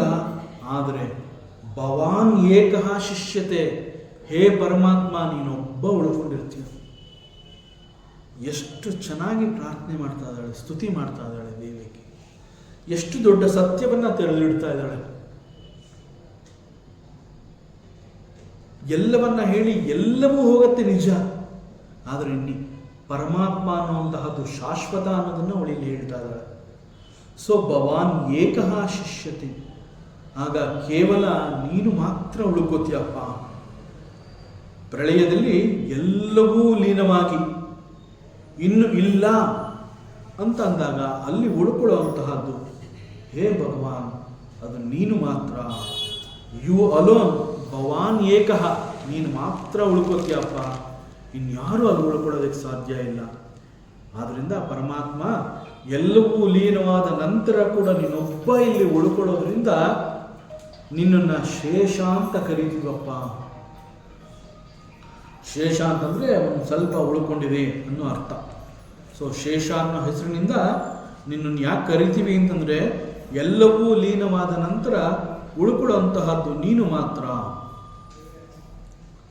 ಮತ್ತೆ ದೇವಕಿ ಮುಂದುವರಿಸ್ತಾಳೆ, ಯೋಯಂ ಕಾಲಸ್ತಸ್ಯ ತೇ ವ್ಯಕ್ತ ಬಂಧೋ ಚೇಷ್ಟ ಮಾಹುಶ್ಚೇಷ್ಣತೆ ಏನ ವಿಶ್ವಂ ನಿಮೇಷಾದಿ ವರ್ತ್ಸನ್ ರಾಂತೋ ಮಹೀಯಾಂ ತ್ವಂ ಶೇಷಾನಂ ಕ್ಷೇಮಧಾಮ ಪ್ರಪದ್ಯೆ. ಪ್ರಪದ್ಯೆ, ಪ್ರಪದ್ಯೆ ಅಂತಂದ್ರೆ ಟು ದಟ್ ಸುಪ್ರೀಂ ಲಾರ್ಡ್. ಅಂತಹ ಸುಪ್ರೀಂ ಲಾರ್ಡ್ ನಿನ್ನಲ್ಲಿ ನಾನು ಶರಣಾಗ್ತಾ ಇದ್ದೀನಿ, ನನಗೆ ಬೇರೆ ದಾರಿನೇ ಇಲ್ಲ. ಪರಬ್ರಹ್ಮ ಸ್ವರೂಪಿ ನೀನು, ನಿನ್ನಲ್ಲಿ ನಾನು ಶರಣಾಗಿದ್ದೀನಿ.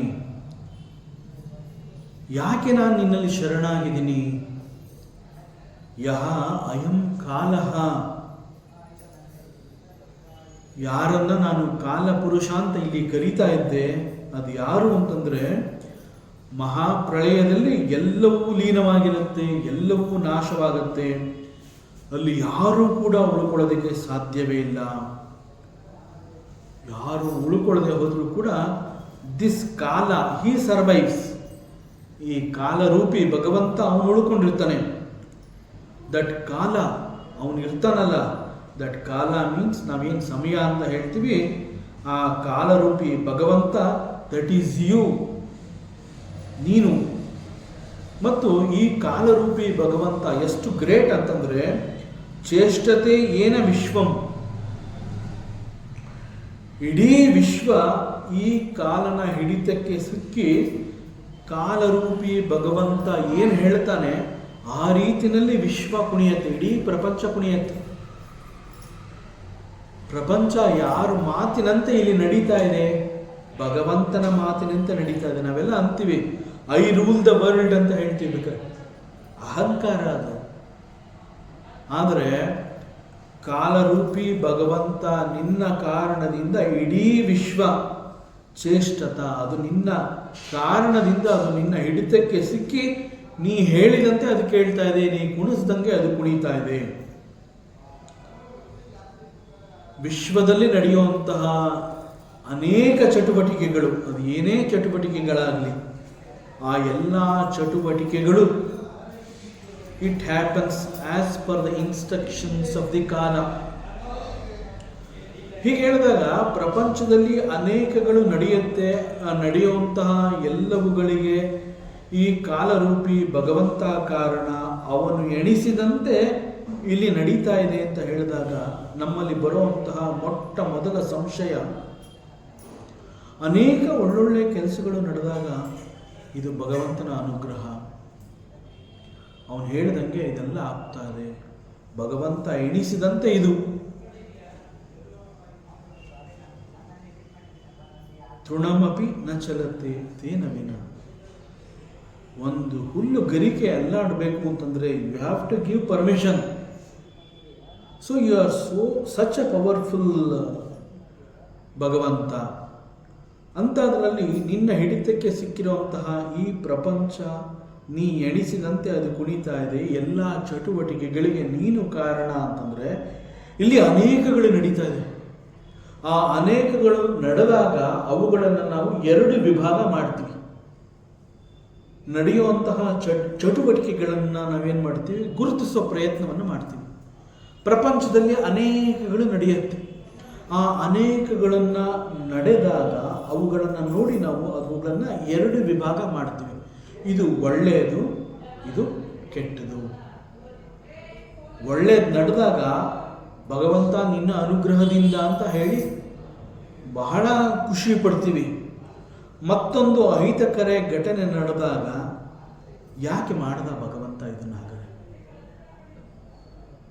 ಅವನು ಪರ್ಮಿಷನ್ ಕೊಟ್ಟಿದ್ದಕ್ಕೆ ಇದಾಗಿದೆ ಅಂತಂದ ಮೇಲೆ ಒಂದು ಕೊಲೆನೋ, ಸುಲಿಗೆನೋ, ದರೋಡೆನೋ, ಮೋಸನೋ, ಕಳ್ತನೋ ಏನೋ ನಡೀತು ಅಂತಂದರೆ ಅವನು ಏನು ಮಾಡ್ತಾ ಇದ್ದ?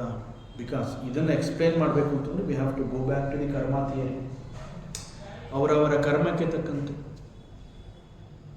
ನಮ್ಮ ಕರ್ಮದಲ್ಲಿ ನಾವು ನಮ್ಮ ಕಣ್ಣೆದುರಿಗೆ ಒಳ್ಳೆ ಎಕ್ಸ್ಪೀರಿಯನ್ಸೇ ನಡೀತಾ ಇರೋದು ನೋಡ್ತಾ ಇರ್ತೀವಿ. ಸೊ ಸದಾ ನಮಗೆ ಖುಷಿ, ಭಗವಂತ ನನ್ನ ಕಡೆ ಇದ್ದಾನೆ. ಇಟ್ ಈಸ್ ಬಿಕಾಸ್ ನಮ್ಮ ಪೂರ್ವದಲ್ಲಿ ನಾವು ಯಾವ ಪುಣ್ಯವನ್ನು ಸಂಪಾದನೆ ಮಾಡಿ ತಂದಿರ್ತೀವಿ, ಆ ಪುಣ್ಯದ ಕಾರಣ ನಮಗೆ ಒಳ್ಳೊಳ್ಳೆ ಅನುಭವಗಳು. ಅದೇ ರೀತಿ ನಾವೇನು ಹೊತ್ಕೊಂಡ್ಬಂದಿರ್ತೀವಿ ಆ ಅನುಭವಗಳನ್ನು ಕೂಡ ನಾವು ನೋಡಲೇಬೇಕು.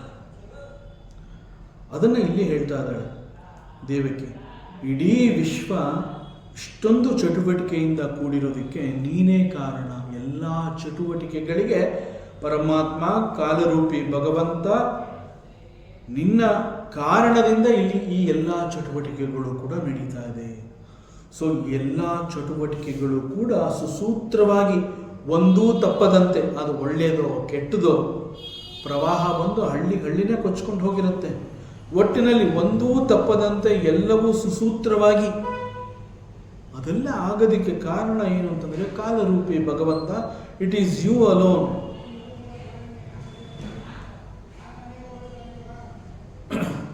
ಸೊ ಕಾಲನನ್ನು ಮೀರಿ ಈ ಪ್ರಪಂಚ, ಈ ವಿಶ್ವ ತಾನಾಗಿಯೇ ಏನೊಂದೂ ಮಾಡಲಾಗದು. ಅಂತಹ ಶಕ್ತಿ ಜಗತ್ತಿಗೆ ಇಲ್ಲ. ಸೊ ಕಾಲ, you are great, you are the ruler, you are the ruler of this world. ಸೂಕ್ತ ಸಮಯದಲ್ಲಿ ಈ ಒಂದು ಸೃಷ್ಟಿ ಎನ್ನುವಂತಹದ್ದು ವ್ಯಕ್ತವಾಗಿ ಕಾಣಿಸ್ಕೊಳ್ಳುತ್ತೆ. ಸೊ ಸೂಕ್ತ ಸಮಯದಲ್ಲಿ ಒಂದು ಸೃಷ್ಟಿ ವ್ಯಕ್ತವಾಗಿ ಕಾಣಿಸ್ಕೋತು ಅಂತಂದರೆ ಆ ಸೂಕ್ತ ಸಮಯಕ್ಕೆ ಮುಂಚೆ ಕೂಡ ಆ ಸೃಷ್ಟಿಯಲ್ಲಿ ಅದಿತ್ತು, ಅದು ಅವ್ಯಕ್ತವಾಗಿತ್ತು. ಯಾಕೆ ಅದು ಅವ್ಯಕ್ತವಾಗಿತ್ತು ಅಂತಂದರೆ ಸೂಕ್ತ ಸಮಯ, ದಟ್ ಕಾಲರೂಪಿ ಭಗವಂತ ಇನ್ನೂ ಅಲ್ಲಿ ಅನುಗ್ರಹ ಮಾಡಿರಲಿಲ್ಲ. So it was in the ಅವ್ಯಕ್ತ ಸ್ಟೇಜ್. ಸೊ ಸೂಕ್ತ ಸಮಯದಲ್ಲಿ ಈ ಸೃಷ್ಟಿಯಲ್ಲಿ ಎಲ್ಲವೂ ಕಾಣಿಸ್ಕೊಳ್ಳೋದಕ್ಕೆ ಪ್ರಾರಂಭವಾಗುತ್ತೆ. ಅದೇ ರೀತಿ ಅಟ್ ದಿ ರೈಟ್ ಟೈಮ್ ಮತ್ತೊಂದು ಸೂಕ್ತ ಸಮಯದಲ್ಲಿ ಪ್ರಳಯ ಆಲ್ಸೋ ಹ್ಯಾಪನ್ಸ್. ಸೊ ಎಲ್ಲವನ್ನ ಈ ಕಾಲವೇ ನಿರ್ಧಾರ ಮಾಡುವಂತಹದ್ದು. ಸೃಷ್ಟಿ, ಸ್ಥಿತಿ, ಲಯ, ಇಟ್ ಹ್ಯಾಪನ್ಸ್ ಇನ್ ಟೈಮ್. ಸೂಕ್ತ ಸಮಯದಲ್ಲಿ ಸೃಷ್ಟಿ, ಸೂಕ್ತ ಸಮಯದಲ್ಲಿ ಸ್ಥಿತಿ, ಸೂಕ್ತ ಸಮಯದಲ್ಲಿ ಪ್ರಳಯ. ಇದಕ್ಕೆಲ್ಲ ಕಾರಣ ಭಗವಂತ, ಕಾಲರೂಪಿ ನೀನು. You are so great. ಇದು ಕೇವಲ ಒಂದು ಸೃಷ್ಟಿ ಅಥವಾ ವಿಶ್ವ, ಜಗತ್ತಿಗೆ ಸಂಬಂಧಿಸಿ ಮಾತ್ರ ಹೇಳ್ತಾ ಇಲ್ಲ ಭಗವಂತ. ಒಬ್ಬ ಜೀವಿಯಾಗಿರಲಿ, the time decides when he should take his birth. ಒಬ್ಬ ಜೀವಿ ಅಂತ ಹೇಳಿದಾಗ ಕೂಡ ಆ ಒಂದು ಸೂಕ್ತ ಸಮಯ ಬರೋವರೆಗೆ ಅವನು ತನ್ನ ಜನ್ಮವನ್ನು ತಗೊಳ್ಳೋದಕ್ಕೆ ಸಾಧ್ಯವೇ ಇಲ್ಲ. ಒಂದು ಜನ್ಮ ಅಂತ ಹೇಳಿದಾಗ ಆ ಜನ್ಮಕ್ಕೆ ಕಾರಣ ಆಗಿರುವಂತಹದ್ದು ಅವನ ಪೂರ್ವದಲ್ಲಿ ಮಾಡಿರುವಂತಹ ಕರ್ಮಗಳು. ಕರ್ಮ ಅಂತಂದಾಗ ಮಾಡಿರುವಂತಹ ಕೆಲಸ, ಅದರ ಫಲಕ್ಕೆ ತಕ್ಕಂತೆ ಅವನಿಗೆ ಜನ್ಮ ಬರುತ್ತೆ.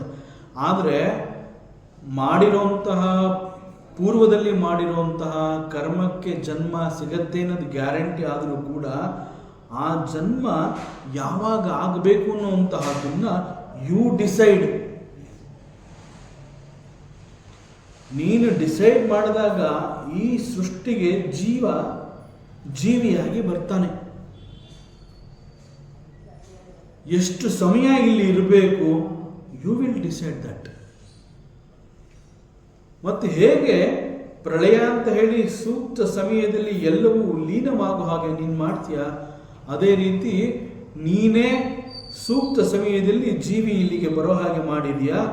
ಮತ್ತೆ ಅವನು ಇಲ್ಲಿ ಎಷ್ಟು ಸಮಯ ಇರಬೇಕು ಅನ್ನುವಂತಹದ್ದನ್ನು ನಿರ್ಧಾರ ಮಾಡಿ ಯಾವಾಗ ಅವನ ಮರಣ ಆಗಬೇಕು ಅನ್ನುವಂತಹದ್ದನ್ನು ಕೂಡ ನೀನೇ ನಿರ್ಧಾರ ಮಾಡುವಂತಹದ್ದು.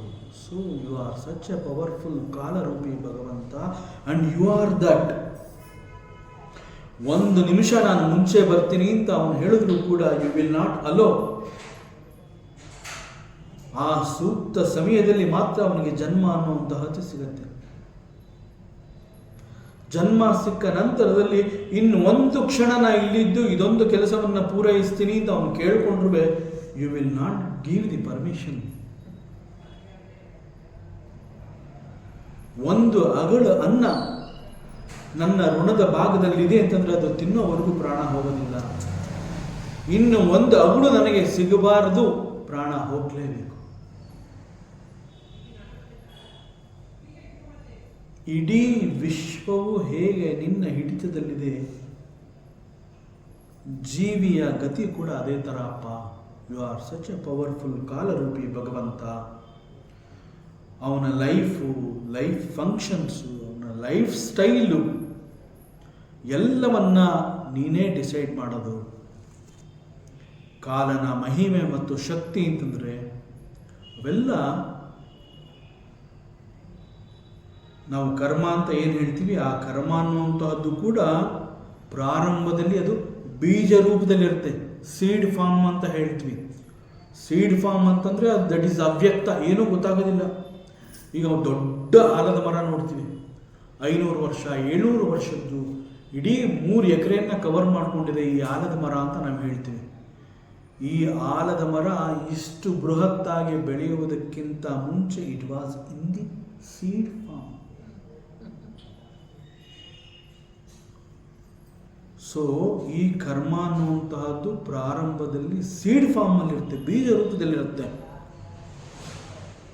ಕಾಲರೂಪಿ ಯು ವಿಲ್ ಡಿಸೈಡ್. ಪರಮಾತ್ಮ ಸೂಕ್ತ ಸಮಯ ಅಂತ ಹೇಳಿ ಆ ಸೂಕ್ತ ಸಮಯ ಬರುವವರೆಗೆ ಆ ಎಲ್ಲ ಕರ್ಮಗಳು ಕೂಡ ಬೀಜ ರೂಪದಲ್ಲಿಯೇ ಇದ್ದು ಸೂಕ್ತ ಸಮಯಕ್ಕೆ ಅವು ಮೊಳಕೆಯೊಡೆದು ಕರ್ಮಫಲ ಅಂತ ಹೇಳಿ ಯಾರನ್ನ ಅದು ತಲುಪಬೇಕೋ ಅದು ಅವನನ್ನು ತಲುಪುವಂತೆ ಮಾಡುವುದು ಕೂಡ ಪರಮಾತ್ಮ ನೀನು ಮಾತ್ರ. ಸರಿಯಾದ ಸಮಯಕ್ಕೆ ನೀನು ಆ ಕರ್ಮಫಲಗಳು ಮೊಳಕೆಯೊಡೆಯುವಂತೆ ಮಾಡ್ತೀಯ. ಮೊಳಕೆಯೊಡೆದ ನಂತರ ಅದು ಯಾರನ್ನು ಹೋಗಿ ಸೇರಬೇಕು, ಯಾರ ಪಾಲಿನ ಇದು ಕರ್ಮ ಬೀಜ ಇದು, ಅವನನ್ನು ಹೋಗಿ ತಲುಪ ಮಾಡೋದು ಕೂಡ ನೀನೇ. ಸರಿಯಾದ ಸಮಯದಲ್ಲೇ ನೀನು ಅದನ್ನೆಲ್ಲ ಕೊಡ್ತೀಯಪ್ಪ. ಒಂದೇ ಒಂದು ಕ್ಷಣ ಅರ್ಲಿ ಅಂತ ಅಲ್ಲ, ಒಂದೇ ಒಂದು ಕ್ಷಣ ಲೇಟ್ ಅನ್ನೋಂತಹದ್ದನ್ನು ನೀನು ಮಾಡೋದಿಲ್ಲ. ಸಮಯ, ಟೈಮ್, ಕಾಲ, you are so perfect, you are so perfect. ಒಂದು ಕ್ಷಣ ಲೇಟ್ ಮಾಡಲ್ಲ, ಒಂದು ಕ್ಷಣ ಅರ್ಲಿ ಕೊಡೋದಿಲ್ಲ. ಸೂಕ್ತ ಸಮಯ ಯಾವಾಗ ಕೊಡಬೇಕು ಅವಾಗಲೇ ಕೊಡೋದು. ನಾವು ಪ್ರಾರ್ಥನೆ, ಪೂಜೆ ಅಂತ ಹೇಳಿ ಭಗವಂತನ ಮುಂದೆ ನಿಂತ್ಕೊಂಡು ಎಷ್ಟು ದಿವಸದಿಂದ ಕೇಳ್ಕೋತಾ ಇದ್ದೀನಪ್ಪ ಅಳ್ತೀವಿ ನಾವು. ಯಾಕೆ ನಾವು ಹತ್ತಿದ ತಕ್ಷಣ ಕೊಡೋದಿಲ್ಲ ಅಂತಂದರೆ, ಅವನು ಕೊಟ್ಟರೆ ನಮ್ಮ ಹತ್ರ ಬರೋವಂತಹದ್ದನ್ನು ನಾವು ಸರಿಯಾಗಿ ಉಪಯೋಗಿಸ್ಕೋತೀವೋ ಇಲ್ವೋ ಕೂಡ ನಮ್ಗೆ ಗೊತ್ತಿಲ್ಲ. ಆ ಯೋಗ್ಯತೆ ಕೂಡ ನಮಗೆ ಸಂಪಾದನೆ ಆಗದೆ ಹೋದರೆ ಅದನ್ನು ಭೋಗಿಸೋದಕ್ಕೆ ಸಾಧ್ಯ ಇಲ್ಲ. ಸೊ ನಿನ್ನ ಪಾಲಿಗೆ ಬರುವಂತಹ ಕರ್ಮ ಅದು ಒಳ್ಳೆಯದಿರ್ಬೋದು, ಕೆಟ್ಟದಿರ್ಬೋದು, ಅದು ನೀನು ಅನುಭವಿಸೋಕ್ಕೆ ಆಗುವಂತಹ ಶಕ್ತಿ ನಿನಗೆ ಬೇಕು. ಟಿಲ್ ಯು ಅರ್ನ್ ದಟ್ ಶಕ್ತಿ, it will not be given to you. ಅಳೋದಾದರೆ ಅಳು.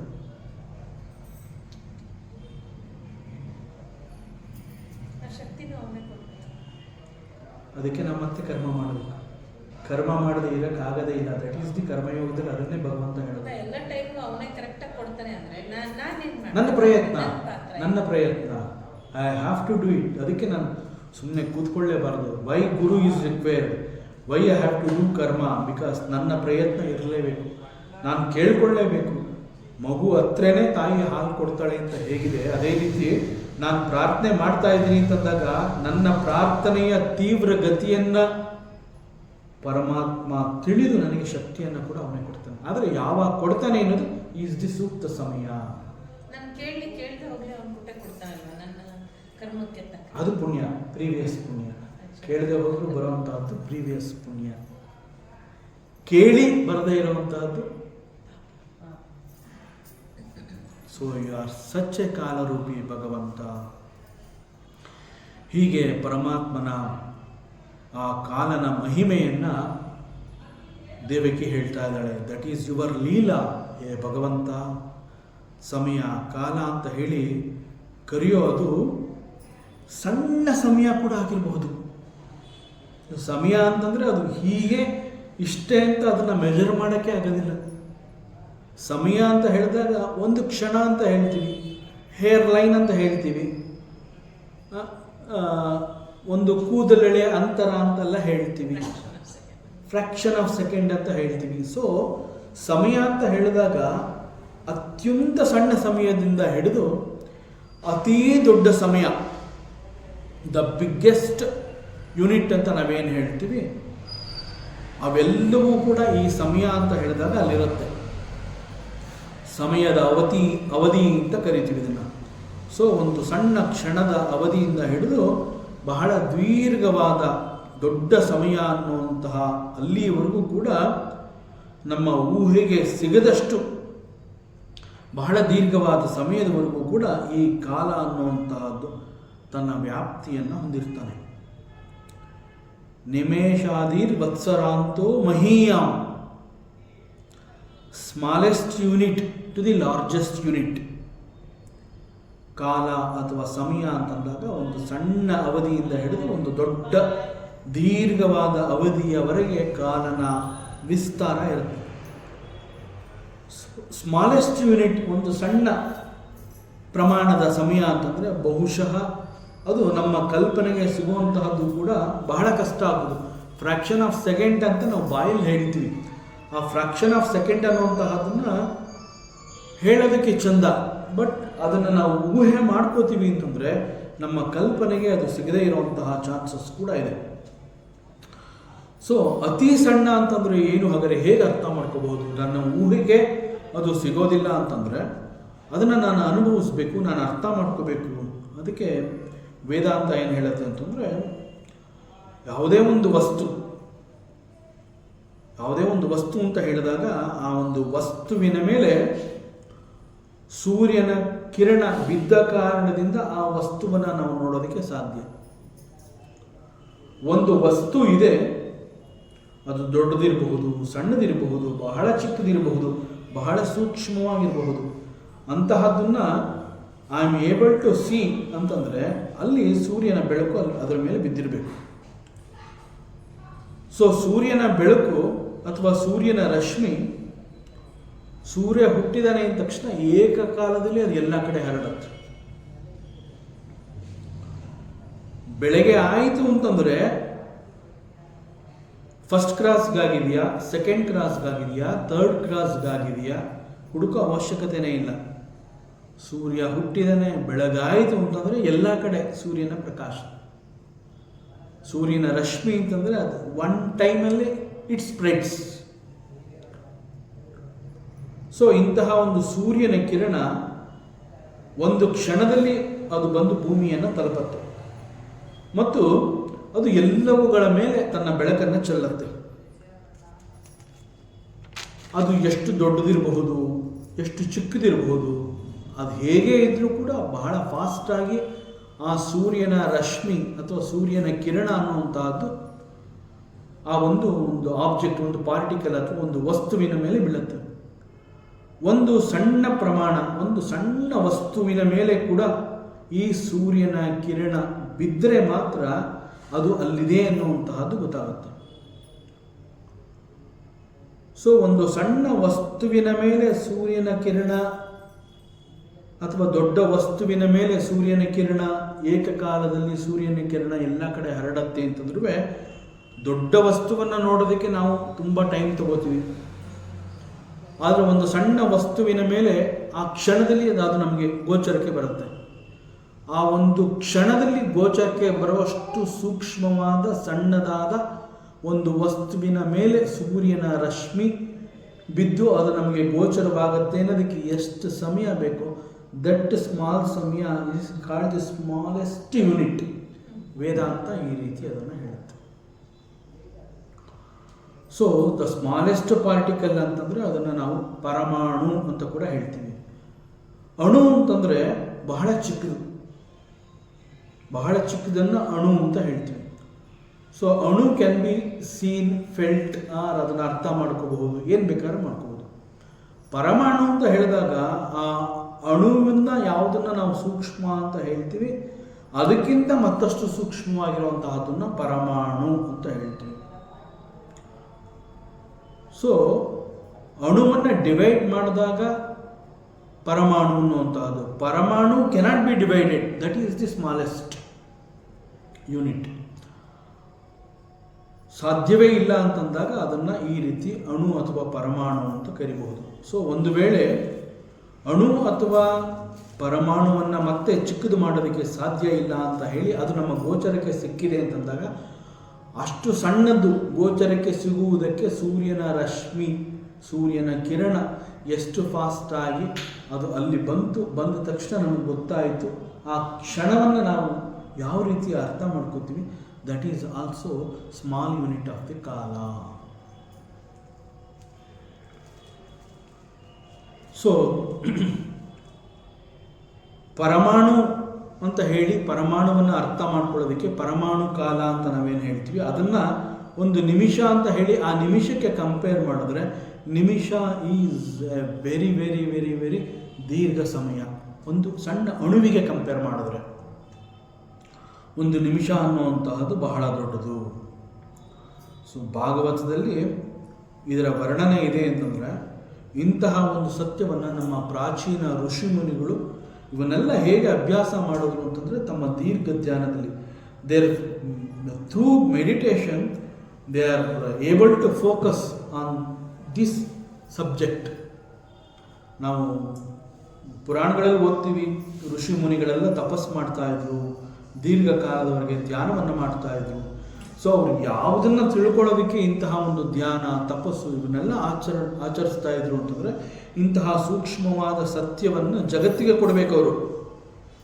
ಸೊ ಜಗತ್ತಿಗೆ ಇವನ್ನೆಲ್ಲ ಕೊಟ್ಟು ಇವೆಲ್ಲ ನಮಗೆ ಅರ್ಥ ಆದಾಗ ನಮ್ಮ ಜೀವನ ಜಗತ್ತಿನಲ್ಲಿ ಒಂದು ಹಿತಕರವಾಗಿರುತ್ತೆ, ಸುಖವಾಗಿರುತ್ತೆ, ಸರಿಯಾಗಿ ಧರ್ಮದಲ್ಲಿ ನಾವೆಲ್ಲ ಬದುಕಬೇಕು ಅಂತ ಹೇಳಿ ಇಂತಹ ಸತ್ಯ ನಮ್ಮ ಪ್ರಾಚೀನ ಋಷಿಗಳಿಗೆ ಆಗಲೇ ಅವರು ತಿಳ್ಕೊಂಡಿದ್ರು.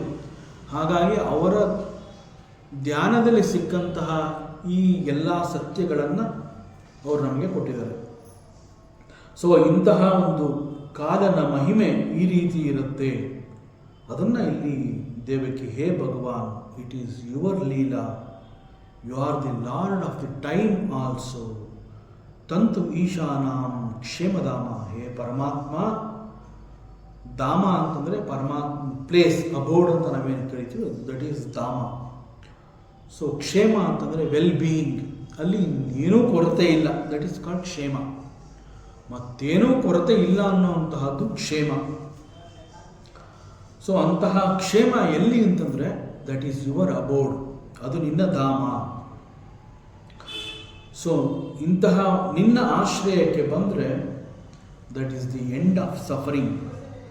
ಮತ್ತೆ ಇನ್ಯಾವ ರೀತಿಯ ದುಃಖ, ನೋವು, ಸಂಕಟ ಇನ್ಯಾವುದೂ ಇಲ್ಲ. ಯಾಕೆ ಅಂತಂದರೆ ಯು ಆರ್ ಸೋ ಪವರ್ಫುಲ್, ನಿನ್ನ ಧಾಮ ಅಷ್ಟು ಶಕ್ತಿಯುತವಾಗಿದೆ. ಅಂತಹ ನಿನಗೆ ಪ್ರಪದ್ಯೆ, ನಾನು ಶರಣಾಗಿದ್ದೀನಿ ಅಂತ ಹೇಳಿ ದೇವಕಿ ಪರಮಾತ್ಮ ಶ್ರೀಕೃಷ್ಣನನ್ನು ಸ್ತುತಿ ಮಾಡ್ತಾ ಇದ್ದಾಳೆ. ಮತ್ತಷ್ಟು ವಿಚಾರವಿದೆ, ಮುಂದಿನ ಅವಕಾಶದಲ್ಲಿ ಮತ್ತೆ ಮುಂದುವರಿಸೋಣ. ಓಂ ಪೂರ್ಣಮದಃ ಪೂರ್ಣಮಿದಂ ಪೂರ್ಣಾತ್ ಪೂರ್ಣಮುದಚ್ಯತೆ ಪೂರ್ಣಸ್ಯ ಪೂರ್ಣಮಾದಾಯ ಪೂರ್ಣಮೇವಾವಶಿಷ್ಯತೆ. ಓಂ ಶಾಂತಿ ಶಾಂತಿ ಶಾಂತಿ. ಹರಿ ಓಂ. ಶ್ರೀ ಗುರುಭ್ಯೋ ನಮಃ. ಹರಿ ಓಂ. ಈ ದಿನದ ಪ್ರವಚನ ಸೇವೆಯನ್ನು ಸದ್ಗುರು ಶ್ರೀ ಚಿಕ್ಕಲಿಂಗಣ್ಣರವರ ಪಾದಚರಣೆಗಳಿಗೆ ಅತ್ಯಂತ ಭಕ್ತಿಯಿಂದ ಶ್ರದ್ಧೆಯಿಂದ ಅರ್ಪಿಸೋಣ. ಶ್ರೀ ಕೃಷ್ಣಾರ್ಪಣಮಸ್ತು.